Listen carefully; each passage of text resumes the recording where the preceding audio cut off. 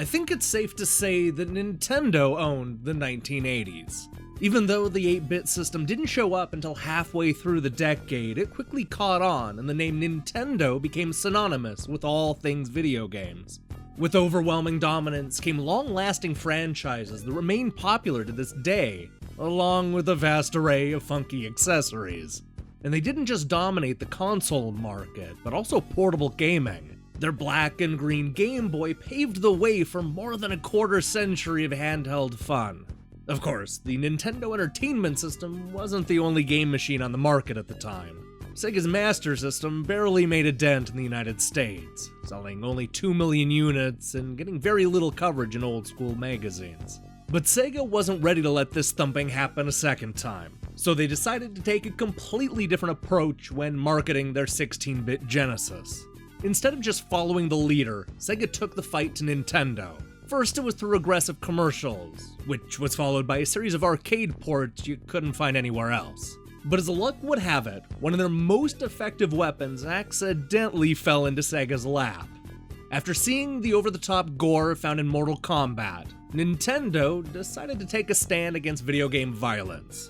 This meant that when Acclaim decided to port the arcade fighting game to the Super NES, major cuts needed to be made in order to get the seal of approval. This involved not only removing all of the blood, but also altering many of the most popular fatalities. Seeing an opening, Sega decided to go a completely different direction. Sure, you could play the similar sanitized version, but if you had a special code, you could shove all of the blood and guts back in the one-on-one fighter. Best of all, the code was short, simple, and easy to enter. All you had to do was press ABACABB at the intro screen, and the true Mortal Kombat experience would emerge from Goro's lair. But forget the business ramifications for a minute. This would be a truly terrifying code in real life. Imagine losing gallons of blood every time somebody punched you in the face. You'd bleed out from even the simplest scrape or paper cut.